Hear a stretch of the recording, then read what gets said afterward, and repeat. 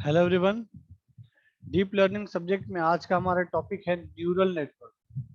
इससे पहले के लेक्चर्स में हमने परसेप्ट्रॉन के बारे में पढ़ा, न्यूरॉन्स के बारे में पढ़ा और आपको ये भी बताया गया कि बेसिकली कई सारे न्यूरॉन को यूज करके हम एक न्यूरल नेटवर्क बनाते हैं। और बेसिकली न्यूरल नेटवर्क एक ऐसा न्यूरल नेटवर्क की अगर बात करें in terms of artificial neural network, तो आर्टिफिशियल न्यूरल नेटवर्क एक ऐसा कंप्यूटर प्रोग्राम है जिसके थ्रू हम मशीन को बिल्कुल ह्यूमन ब्रेन की तरह इसको सिमुलेट करते हैं फॉर स्पेशल पर्पस। किसी स्पेशल पर्पज के लिए हम कुछ सेट ऑफ प्रोग्राम्स लिख करके मशीन को बिल्कुल ह्यूमन ब्रेन की तरह सिमुलेट करते हैं। यानी जो हमारा डीप लर्निंग में हम न्यूरल नेटवर्क यूज कर रहे हैं फॉर एनी स्पेसिफिक पर्पज, हमारा वो न्यूरल नेटवर्क बिल्कुल ह्यूमन ब्रेन की तरह बिहेव करेगा। तो बेसिकली अगर न्यूरल नेटवर्क की बात करें तो इससे पहले जब आपको परसेप्ट्रॉन पढ़ाया गया था तो परसेप्ट्रॉन में आपको बताया गया था कि perceptron is also a neural network in which only one layer of neurons. ठीक। तो बेसिकली यहाँ देखें कह रहा है neural network reflects the behaviour of human brain, allowing computers program to recognize pattern and solve common problem। Basically जिस तरह से बायोलॉजिकल न्यूरॉन में जो सिग्नल्स हैं वो हमारे इनपुट आउटपुट ऑर्गन्स के इनपुट ऑर्गन के थ्रू हमारे जो बायोलॉजिकल ब्रेन तक पहुंचते हैं, वो प्रोसेस होकर फिर हमारे आउटपुट ऑर्गन तक आते हैं।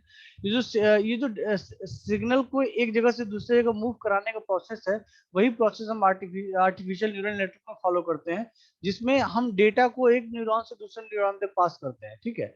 जब डेटा को एक न्यूरॉन से दूसरे न्यूरॉन तक पास करते हैं तो डेटा को एक न्यूरॉन से दूसरे न्यूरॉन तक पास करने के लिए हमें कई सारे न्यूरॉन को दूसरे से इंटरकनेक्ट भी करना होता है। उसी के इंटरकनेक्शन को हम नेटवर्क बोलते हैं और उस नेटवर्क के जो एलिमेंट्स है वो न्यूरॉन है, इसीलिए उस नेटवर्क को हम न्यूरल नेटवर्क बोलते हैं। और वो न्यूरल नेटवर्क एक बायोलॉजिकल न्यूरल नेटवर्क नहीं है, एक आर्टिफिशियल न्यूरल नेटवर्क है जिसको हम ह्यूमन ने एक कंप्यूटर प्रोग्राम लिख के बनाया है, इसलिए हम उस न्यूरल नेटवर्क को एक आर्टिफिशियल न्यूरल नेटवर्क जिसे ANN भी बोलते हैं।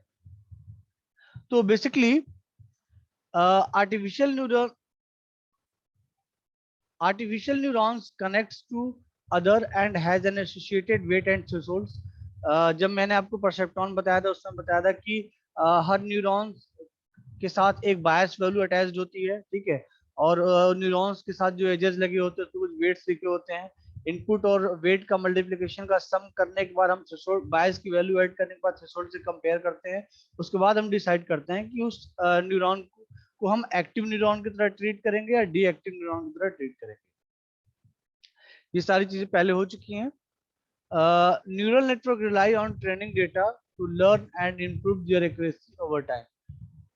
हम ट्रेनिंग डेटा प्रोवाइड करके न्यूरल नेटवर्क को ट्रेन करते हैं ताकि उसमें एक्यूरेसी ज्यादा आए। जितना ज्यादा डेटा होगा एक्यूरेसी उतनी ही ज्यादा होगी, इसीलिए डीप लर्निंग में डेटा का साइज बहुत ज्यादा होता है। सो यहाँ पे अगर न्यूरल नेटवर्क का एक फिगर दिया हुआ है, इसमें अगर आप ध्यान से देखें न्यूरल नेटवर्क में बेसिकली 3 लेयर होते हैं। एक मिनट। न्यूरल नेटवर्क में बेसिकली 3 लेयर होते हैं। First one is input layer, second one is output layer and third one is hidden layer. तो ये जो इनपुट लेयर है, बेसिकली इस इनपुट लेयर पे हम इनपुट अप्लाई करते हैं। बेसिकली जितने भी सर्कल्स आपको दिख रहे हैं, चाहे वो इनपुट लेयर का हो, चाहे वो आउटपुट लेयर का हो, चाहे वो हिडन लेयर का हो, ये सारे के सारे सर्कल्स एक न्यूरॉन है। ठीक है। अब इनपुट लेयर की अगर सर्कल्स की बात करें, यहाँ जो सर्कल आपको दिख रहा है ये सब भी न्यूरॉन है, लेकिन ये न्यूरॉन बेसिकली इनपुट सेट को कलेक्ट कर रहे हैं। ये न्यूरॉन क्या कर रहे हैं? इनपुट सेट को कलेक्ट कर रहे हैं और फिर फर्दर ये हिडन लेयर की न्यूरॉन को वो डेटा जो है फॉरवर्ड कर रहे हैं। तो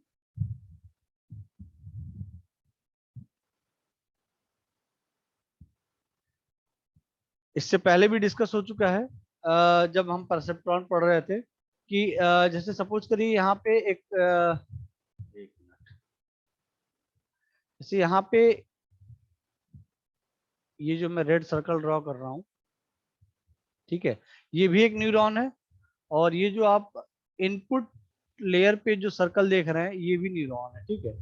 तो ये जो इनपुट लेयर पे जो न्यूरॉन्स है, ये न्यूरॉन बेसिकली क्या कर रहे हैं, इनपुट इनपुट सेट को क्या कर रहे हैं, कलेक्ट कर रहे हैं, इनपुट सेट को कलेक्ट कर रहे हैं, ठीक है। There are n inputs and there are n neurons at input layer. तो ये जो एन इनपुट्स को हमने प्रोवाइड किया इन एन न्यूरॉन्स को, अब ये न्यूरॉन फर्दर हिडन लेयर की न्यूरॉन से जब कनेक्टेड होगा तो उसके लिए हम कुछ एजेस यहाँ पे यूज कर रहे हैं, और हर एज के करस्पॉन्डिंग कुछ वेट यहाँ लिखा हुआ है, W1 W2 W3 up to WN। इसी इनपुट और वेट के मल्टीप्लीकेशन के सम को यहाँ पे देखिए डिनोट किया गया है, sigma i equal to 1 to n WI into XI। ये जो हमारा वेटेड सम निकल के आता है, इसको हम वेटेड सम बोलते हैं। इस वेटेड सम को हम बायस की वैल्यू के साथ ऐड करते हैं। ये जो बायस वैल्यू है, ये जो आपको बायस यहाँ लिखा हुआ दिख रहा है, ये बायस वैल्यू हिडन लेयर के हर न्यूरॉन पे फिक्स्ड होता है। फिक्स्ड मतलब हर इटरेशन के लिए फिक्स होता है। मतलब सपोज करिए आप फॉरवर्ड प्रोपगेशन में है, तो उस इटरेशन के लिए हर न्यूरॉन के लिए फिक्स बायस वैल्यू होगी। फिर अगर आप बैक बैक प्रोपगेशन करके दोबारा से बायस वैल्यू को रीसेट करेंगे, तो उस न्यूरॉन के लिए जो नेक्स्ट इटरेशन की बायस वैल्यू होगी वो चेंज हो जाएगी। तो कहने का मतलब ये है कि हर न्यूरॉन के लिए एक बायस की वैल्यू अलॉटेड होती है। अब इस वेटेड सम पे हम क्या करते हैं, बायस की वैल्यू को ऐड करते हैं। बायस की वैल्यू को ऐड करने के बाद जो फाइनल आउटपुट निकल के आता है, उस आउटपुट को हम ट्रांसफर फॉरवर्ड करते हैं एक्टिवेशन फंक्शन को, या यूं कहें थ्रेशोल्ड फंक्शन को फॉरवर्ड करते हैं। अगर वो थ्रेशोल्ड फंक्शन इस आउटपुट वैल्यू को कंपेयर करता है, और कंपैरिजन में ये आउटपुट वैल्यू थ्रेशोल्ड वैल्यू से एबव या उसके इक्विवेलेंट होती है, तभी हम इस न्यूरॉन के डेटा को फर्दर नेक्स्ट लेयर के न्यूरॉन को फॉरवर्ड करेंगे। अदरवाइज इस न्यूरॉन के डेटा को हम डीएक्टिवेट कर देंगे, या यूं कहें इस न्यूरॉन को हम डीएक्टिवेट कर देंगे। तो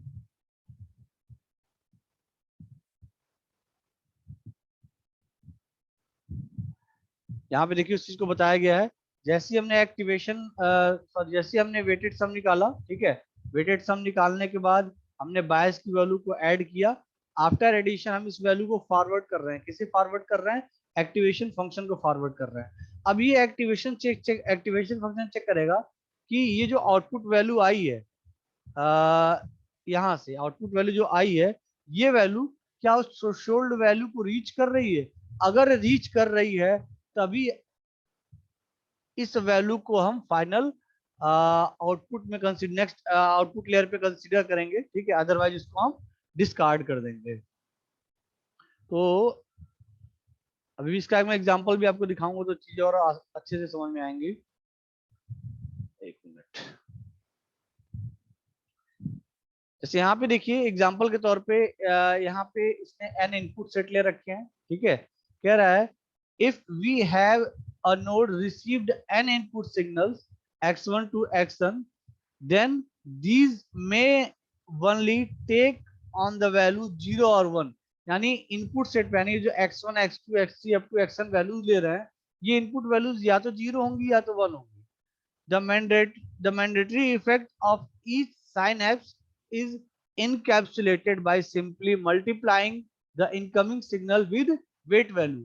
इनकमिंग सिग्नल का मतलब यहाँ पे है इनपुट से, जो इनपुट सेट, एक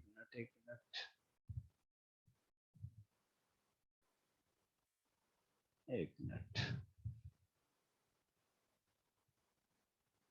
ठीक है। यहाँ पे जो इनकमिंग सिग्नल की बात कर रहे हैं, इनकमिंग सिग्नल का मतलब है इनपुट्स, जो इनपुट सेट हम यहाँ यूज कर रहे हैं, ठीक है। और यहाँ कह रहा है कि effect of each snaps is encapsulated by simply multiplying the incoming signal। यानी यहाँ जो W1 की वैल्यू है, कल भी मैंने आपको बताया था जब मैं आपको न्यूरॉन पढ़ा रहा था कि बायोलॉजिकल न्यूरॉन को अगर आर्टिफिशियल न्यूरॉन से कंपेयर करें, यहाँ जो हम वेट यूज करते हैं, ये वेट इक्विवेलेंट होता है हमारे स्नैप्स के। स्नैप्स कल आपको बताया था कि ये जो स्नैप्स है ये इक्विवेलेंट होता है हमारे वेट के। यहाँ पे वही चीज कह रहा है, स्नैप्स की वैल्यू को हम क्या कर रहे हैं, सिंपली मल्टीप्लाई कर रहे हैं किसके साथ, इनकमिंग सिग्नल के साथ। वो सिग्नल क्या है हमारा, वो इनपुट सेट है, ठीक है। तो जो आफ्टर मल्टीप्लीकेशन हमारे पास W1 x1 W2 x2 Wn xn का एक हिस्सा से वैल्यू आ जाएगी। फाइनली हम इन वैल्यूज को क्या करेंगे, ऐड कर लेंगे, सम कर लेंगे इनका। इन वैल्यूज का देखिए हमने क्या कर लिया, सम कर लिया, ठीक है। अब एक एग्जांपल के तौर पे सपोज करिए हमारे पास W1 W2 up to Wn या फिर x1 x2 up to xn की जो वैल्यू है, अगर हम यहाँ कंसीडर करें 5 वैल्यूज को लेकर के, तो यहाँ पे देखिए हमने वेट जो लिया है W1 W2 W3 W4 and W5। ये कुछ यहाँ पे आपको नंबर्स दिख रहे होंगे, 0.1 1 -1 -0.5 एंड 1.2। ये बेसिकली हमारे वेट को डिनोट कर रहे हैं, ठीक है। जहाँ पे W1 इक्वल टू क्या है 0.5, W2 इक्वल टू क्या है 1.0 एंड W5 इक्वल टू क्या है 1.2। ऐसे ही हमने इनपुट की regarding x1 x2 x3 x4 x5 के लिए कुछ डेटा सेट ले रखा है, जहाँ पे x1 equal to 1, x2 equal to 1 and x5 equal to 0। तो इस तरह से हमारे पास x का और w का डेटा सेट गिवन है। तो उस x और w के डेटा को यूज करते हुए अगर हम वेटेड सम निकालें, यहाँ पे देखिए हमारा वेटेड सम जो आया वो क्या है 0.5। अब इस 0.5 के साथ हम b की वैल्यू बायस की वैल्यू ऐड करेंगे। आफ्टर द एडिशन ऑफ बायस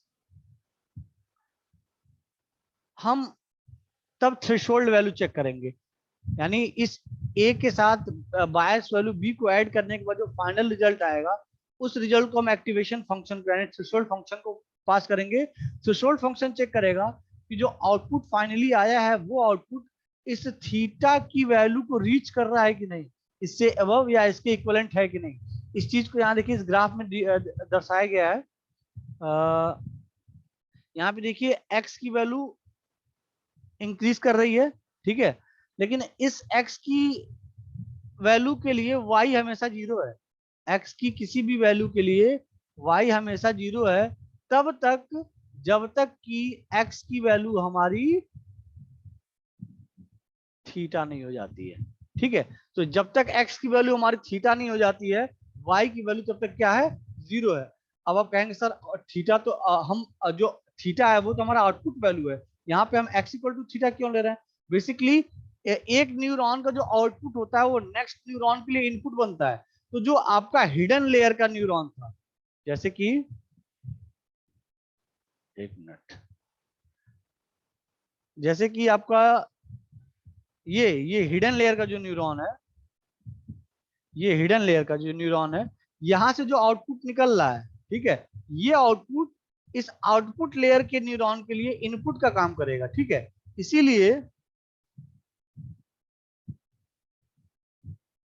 इसीलिए हम यहाँ पे थ्रेशोल्ड वैल्यू थीटा जो है, देखिए एक्स की वैल्यू हम कितना भी इंक्रीज करते चले जाएं, y की वैल्यू 0 ही रह रही है तब तक जब तक x इक्वल टू थीटा नहीं हो जाता है। जैसी x की वैल्यू थीटा होती है, y की वैल्यू क्या हो जाती है 1 हो जाती है। और आउटपुट 1 हुआ मतलब हमें वही आउटपुट क्या करना है, फाइनली सेलेक्ट करना है, यानी वही हमारा क्या होगा, फाइनल रिजल्ट होगा। तो अच्छा एक चीज और,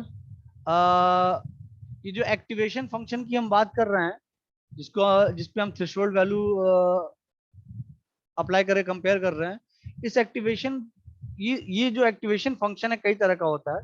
सिग्मॉइड फंक्शन है, थ्रेशोल्ड फंक्शन है, रेलू फंक्शन है, हाइपरबोलिक टेंजेंट फंक्शन है, ठीक है। अब basically different different function different different role play करते हैं। जैसे कि अगर मैं सिग्मॉइड फंक्शन की बात करूं, तो सिग्मॉइड फंक्शन में अगर आप यहाँ देखिए एक्स की वैल्यू एक्स की वैल्यू नेगेटिव से पॉजिटिव डायरेक्शन की जब जा रही है, तो उस केस में जो y है बहुत स्मूथली जो है 0 से 1 की ओर मूव कर रहा है। y की वैल्यू जो है बहुत स्मूथली 0 से 1 की ओर मूव कर रहा है। लेकिन जैसे ही x की वैल्यू 0 के क्लोजर पहुंचती है, ये बहुत शार्पली क्या होता है, ये 1 की ओर मूव करता है। तो यहाँ पे जो सिग्मॉइड फंक्शन हम यूज करेंगे, जो थीटा एक्स जो है हमारा यहाँ पे 1/1 प्लस ई के पावर माइनस एक्स, एंड यहाँ थ्रेशोल्ड वैल्यू होगी, ये थ्रेशोल्ड वैल्यू क्या है थीटा एक्स, ठीक है। ऐसे ही यहाँ थ्रेशोल्ड फंक्शन की बात करें, इस थ्रेशोल्ड फंक्शन में y की वैल्यू तब तक 0 रहेगी जब तक x 0 है। जैसे ही सॉरी y की वैल्यू तब तक जीरो रहेगी जब तक x की वैल्यू जो है जीरो से छोटी यानी नेगेटिव वैल्यू है। जैसे ही y की वैल्यू जीरो या पॉजिटिव होगी हमारी जो y की वैल्यू वो क्या होगी, वन हो जाएगी। तो यहाँ पे देखिए x लेस देन जीरो, जो थ्रेशोल्ड वैल्यू है वो क्या है, जीरो है। जैसे ही x की वैल्यू जीरो या उससे बड़ी हो रही है थ्रेशोल्ड वैल्यू क्या हो जा रही है, वन हो जा रही है। एक्टिवेशन फंक्शन की वैल्यू क्या हो जा रही है, वन हो जा रही है। सेम ईयर अगर हम रेलू फंक्शन की बात करें, रेलू फंक्शन में क्या है, जैसे जैसे एक्स की देखिए जैसे जैसे एक्स की वैल्यू हम बढ़ाते जाएंगे वाई की वैल्यू जो है वो जीरो रहेगी, यानी जो थ्रेशोल्ड फंक्शन की वैल्यू वो जीरो रहेगी। लेकिन जैसे ही एक्स की वैल्यू जीरो होगी, जैसे ही एक्स की वैल्यू जीरो होगी वाई की वैल्यू वहीं से शार्पली इंक्रीज करेगी। तो यहाँ पे देखिए जो वाई की वैल्यू है वो इक्वलेंट है एक्स की, जो वाई की वैल्यू है वो इक्वलेंट है एक्स के। यहाँ पे देखिए जो थ्रेशोल्ड फंक्शन दिया गया है बाई एक्स, वो मैक्स एक्स कॉमा जीरो, मतलब x इक्वल टू जीरो पे y जीरो होगा, x इक्वल टू 0.5 पे y 0.5 होगा, x इक्वल टू 1 पे जीरो वन y जो होगा वन होगा। यानी x की जो भी वैल्यू होगी y की भी सेम वही वैल्यू होगी। कब, जब x की वैल्यू जीरो को रीच कर जाएगी। ठीक है, तो जीरो पे जीरो की वैल्यू 0 पॉइंट से एक्सीड करने के बाद y की वैल्यू जो होगी वो x के इक्वलेंट होगी। ये हमारा है रेलो फंक्शन। और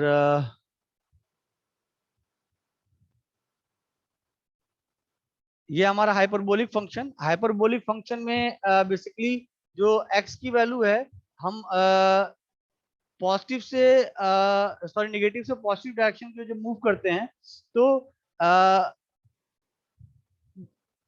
इनिशियली जो है x की नेगेटिव वैल्यूज के लिए y की जो वैल्यू है वो नेगेटिव रहती है। और जैसे जैसे हम x इक्वल टू जीरो की ओर मूव करते हैं y की वैल्यू जो है पॉजिटिव डायरेक्शन में मूव करने लगती है। तो हमारा कर्व जो है कुछ इस तरह का आता है, और इसे इसे ही हम हाइपरबोलिक टेंजेंट फंक्शन कहते हैं। जहाँ पे फाई एक्स जो है हमारा वो क्या है, वन माइनस ई के power minus two x upon one plus e के पावर माइनस टू एक्स। ठीक है, और ये हो गया हमारा एक्टिवेशन फंक्शन।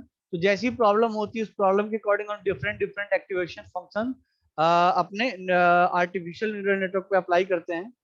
एक बहुत छोटा सा एग्जांपल ले लेते हैं तो शायद चीजें आपको बहुत अच्छे से समझ में आएंगी।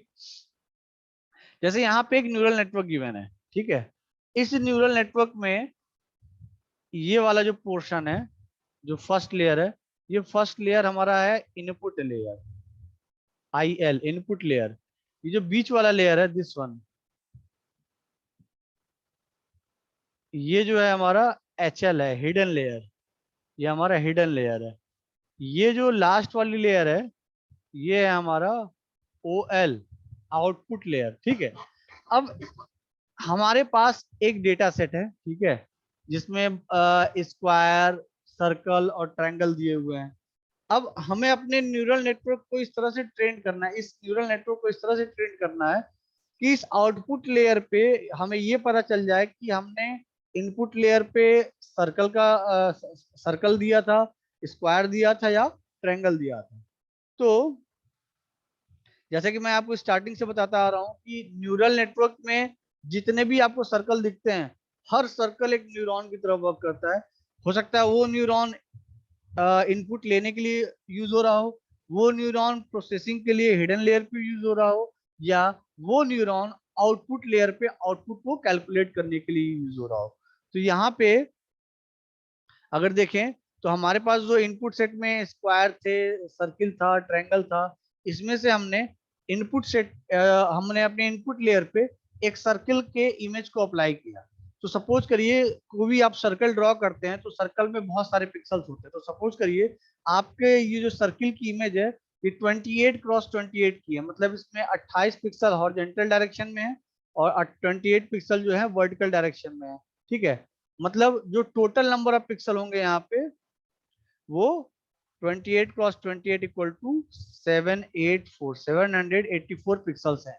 तो यहाँ जो टोटल नंबर ऑफ इनपुट्स हैं, देखिए न्यूरल नेटवर्क पे इस इमेज के लिए अगर हम इनपुट अप्लाई करेंगे तो यहाँ पे हर एक जो इनपुट न्यूरॉन है, हर एक इनपुट न्यूरॉन हर एक पिक्सल को लेगा, यानी हर एक पिक्सल एक सिंगल इनपुट की तरह ट्रीट होगा। तो यहाँ पे अगर टोटल नंबर ऑफ पिक्सल देखा तो 28 cross 28 total number of pixel है, जो कि 784 है। यानी 784 पिक्सल अगर इस इमेज में है, तो हमें अपने न्यूरल नेटवर्क में इनपुट लेयर पे जो नंबर ऑफ न्यूरॉन्स चाहिए वो कितने होने चाहिए, 784। तो अगर आप ध्यान से देखें, यहाँ पे x1 x2 x3 x4 up to 784 neurons are there in input layer. ठीक, अब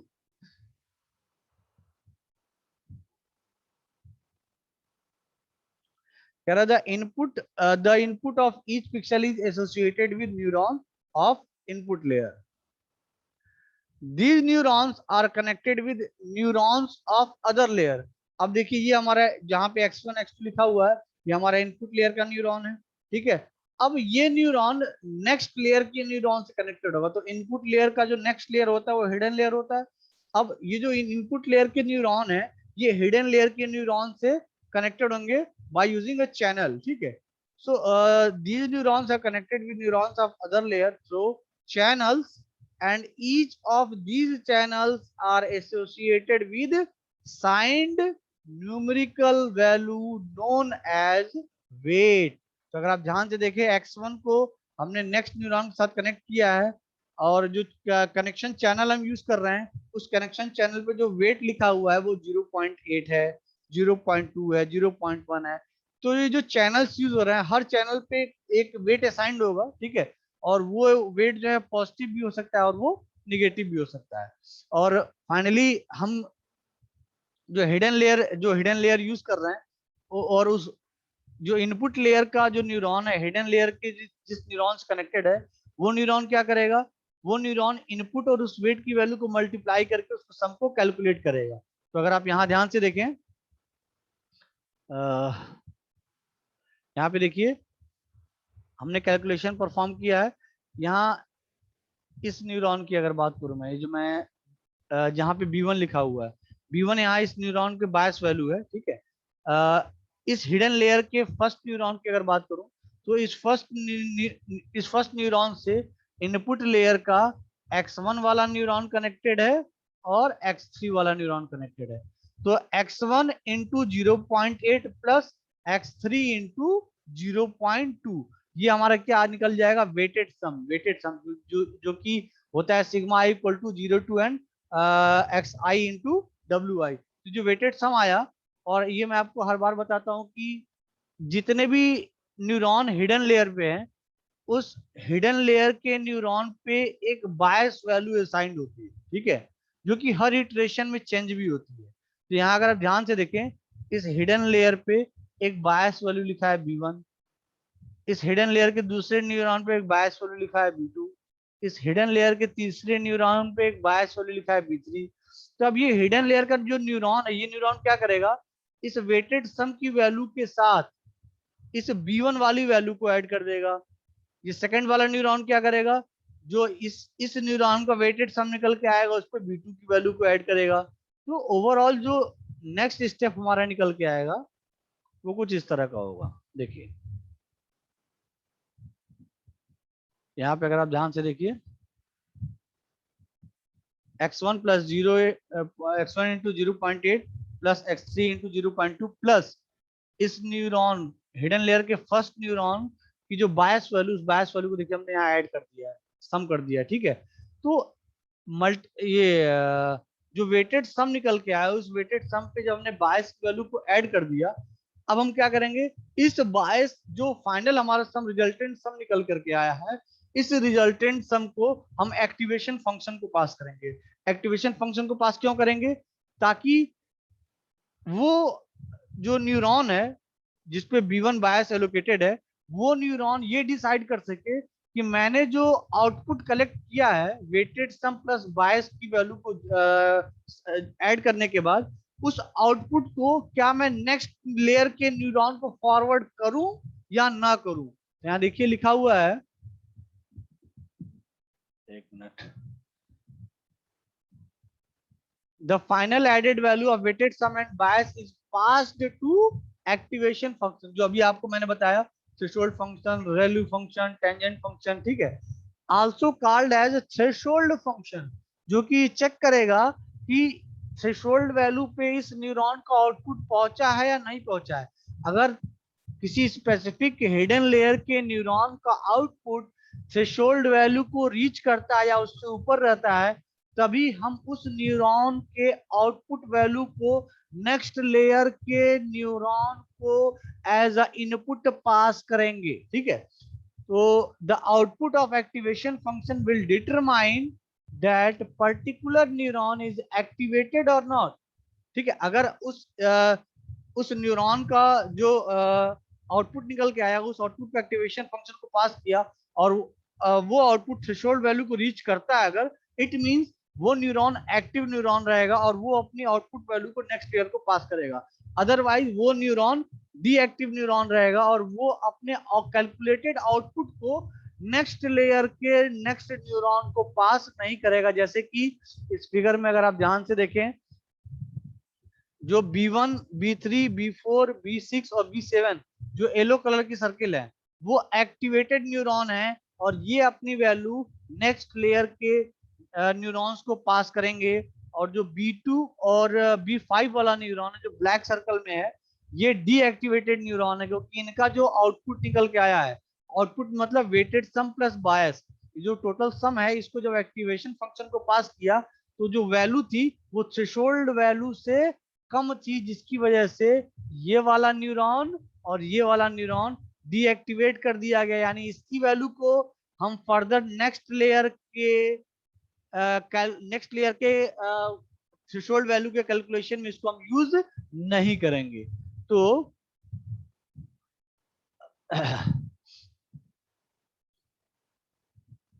अब देखिए यहाँ पे, ऐसे ही हम अगर इस वाले लेयर की बात करें, ऐसी नेक्स्ट लेयर की बात करें, तो नेक्स्ट लेयर में भी इस लेयर का जो इनपुट आया था, सॉरी इस लेयर का जो आउटपुट था, वो इस वाले हिडन लेयर के लिए इनपुट का काम करेगा। अब जब इनपुट इस पे अप्लाई हुआ तो यहाँ भी हम वेटेड सम निकालेंगे, बायस की वैल्यू को ऐड करेंगे, फिर एक्टिवेशन फंक्शन को पास करेंगे, फिर ये चेक करेंगे कि वो एक्टिवेशन फंक्शन की वो वैल्यू जो है थ्रेशोल्ड को रीच करती है या नहीं करती है। अगर करती है तो वो न्यूरॉन एक्टिवेट होगा और अपने आउटपुट को नेक्स्ट लेयर को फॉरवर्ड करेगा। जैसे कि ये वाला न्यूरॉन, ये वाला, ये वाला और ये वाला एक्टिवेटेड न्यूरॉन है, और ये अपनी वैल्यू नेक्स्ट लेयर यानी आउटपुट लेयर के न्यूरॉन को पास करेगा। और ये वाला न्यूरॉन जो है हमारा डीएक्टिव न्यूरॉन है, ये अपनी आउटपुट वैल्यू को नेक्स्ट लेयर के आउटपुट जो नेक्स्ट लेयर जो हमारा आउटपुट लेयर है उसको पास नहीं करेगा। तो अगर आप यहाँ ध्यान से देखिए, हमने हिडन लेयर पूरा कंप्लीट कर लिया है। अब हम आउटपुट लेयर पे पहुंच गए हैं।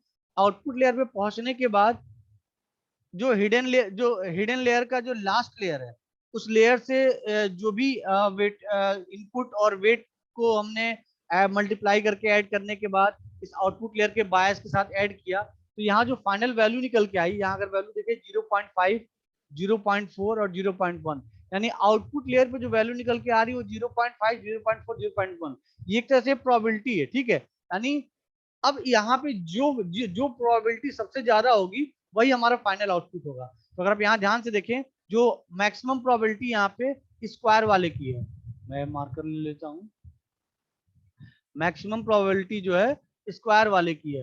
यानी हमने इनपुट सेट में दिया था यार सर्कल, और हमारा जो न्यूरल नेटवर्क है वो आउटपुट में ये बता रहा है कि जो आपने इनपुट में दिया है वो स्क्वायर है, जबकि हमने सर्कल दिया था। इसका मतलब हमारा जो न्यूरल नेटवर्क है अभी उतना ट्रेंड नहीं हो पाया है, अभी हमारा न्यूरल नेटवर्क उतना ट्रेंड नहीं हो पाया है, इसको और ट्रेंड करने की जरूरत है। यानी ये अभी गलतियां कर रहा है। तो अभी ये जो हम पूरा प्रोसेस कर रहे थे, इनपुट अप्लाई किया, इनपुट हिडन लेयर पे गया, वहां पे वेटेड सम कैलकुलेट हुआ, बायस को ऐड किया, एक्टिवेशन फंक्शन को पास किया, थ्रेशोल्ड वैल्यू चेक किया, फिर उसको आउटपुट लेयर पे पास किया, ये जो पूरा प्रोसेस हम फॉरवर्ड डायरेक्शन में जा रहे हैं, इसीलिए हम इसको बोलते हैं फॉरवर्ड प्रोपगेशन। लेकिन इस फॉरवर्ड प्रोपगेशन में आउटपुट लेयर पे हमें ये पता चला कि ये हमारा जो न्यूरल नेटवर्क है ये बहुत बढ़िया काम नहीं कर रहा है, इसकी एक्यूरेसी सही नहीं है, ये गलत तरह से काम कर रहा है। इसका मतलब मुझे इसको और ट्रेंड करने की जरूरत है। तो इसको और ट्रेंड करना होगा तो क्या करेंगे, हम फिर पीछे की ओर भागेंगे, यानी हम बैकवर्ड डायरेक्शन में जाएंगे। बैकवर्ड डायरेक्शन में जाने का मतलब यहाँ पे है बैक प्रोपगेशन, यानी अब हम क्या करेंगे, इस डायरेक्शन में मूव करेंगे। इस डायरेक्शन में मूव करने का मतलब क्या है, अब हम output layer to input layer की ओर मूव करेंगे, और जितने भी ये जो चैनल्स कनेक्टेड हैं, इन चैनल पे जो वेट लिखा हुआ है W1 W2 W3 WN, इन सभी वेट को हम क्या करेंगे, चेंज करेंगे। साथ ही साथ इन न्यूरॉन्स पे जो बायस की वैल्यू लिखी है, इन बायस की वैल्यू को भी क्या करेंगे, चेंज करेंगे। और फिर नेक्स्ट इटरेशन में नए सिरे से इनपुट, वही सेम इनपुट अप्लाई करेंगे और दोबारा से चेक करेंगे। तो अब हमने जब दोबारा से चेक किया, तो जब हमने दोबारा से चेक किया तो यहाँ देखिए बैक प्रोपेगेशन हमने किया, ठीक है। बैक बैक प्रोपेगेशन के बाद हमने देखिए वेट्स और सब, इन सबके वेट्स और इनके बायस की वैल्यूज को हमने चेंज कर दिया। चेंज करने के बाद सेम प्रोसेस अप्लाई करेंगे, वेटेड सम निकालेंगे, बायस की वैल्यू को ऐड करेंगे, तो फाइनल रिजल्ट आएगा, उसको हम एक्टिवेशन फंक्शन को पास करेंगे चेक करने के लिए कि थ्रेशोल्ड वैल्यू को रीच कर रहा है नहीं कर रहा है। ये सारा प्रोसेस, यानी ये जो फॉरवर्ड बैकवर्ड प्रोपगेशन का जो प्रोसेस है चलता रहेगा, तब तक चलता रहेगा, तब तक चलता रहेगा जब तक हमारा एक्सपेक्टेड आउटपुट और ऑब्जर्व्ड आउटपुट मीट नहीं हो जाता है। जब हमारा एक्सपेक्टेड आउटपुट और ऑब्जर्व्ड आउटपुट मैच कर जाता है, तब हम मानेंगे कि हाँ, हमारा जो न्यूरल नेटवर्क है वो अब जाके प्रॉपरली ट्रेंड हो चुका है, इसकी ट्रेनिंग अब कंप्लीट हो चुकी है। अब इसको हम किसी भी टाइप के इनपुट के लिए अब अप्लाई कर सकते हैं। मतलब अब हम अपने न्यूरल नेटवर्क को तैयार कर चुके हैं, अब इसको किसी भी रियल वर्ल्ड, इससे रिलेटेड रियल वर्ल्ड प्रॉब्लम को सॉल्व करने के लिए हम यूज कर सकते हैं, जो कि ऑब्जेक्ट के शेप्स को आइडेंटिफाई कर सके। तो यहाँ देखिए, जब स्टार्टिंग में फॉरवर्ड प्रोपगेशन के दौरान जब हमें पता चला कि नेटवर्क ट्रेंड नहीं है, हमने बैकवर्ड प्रोपगेशन किया, फिर फॉरवर्ड किया, फिर बैकवर्ड किया, फिर फॉरवर्ड किया, बैकवर्ड किया, ये प्रोसेस चलता रहा चलता रहा चलता रहा। यानी हमने अपने नेटवर्क को कई हजार बार, कई लाख बार इनपुट दे करके ट्रेंड करते रहे करते रहे करते रहे, और फाइनली अब देखिए यहाँ पे जो आउटपुट निकल के आया है आउटपुट लेयर पे, पहले इस वाले वैल्यू, इसकी वैल्यू थी 0.5, बाकी की वैल्यू बहुत कम थी, ठीक है, 0.4 0.1 थी।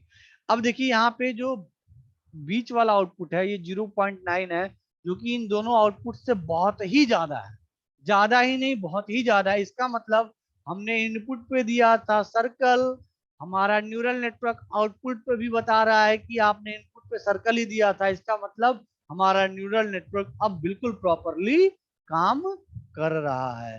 तो ये था हमारा न्यूरल नेटवर्क का कॉन्सेप्ट।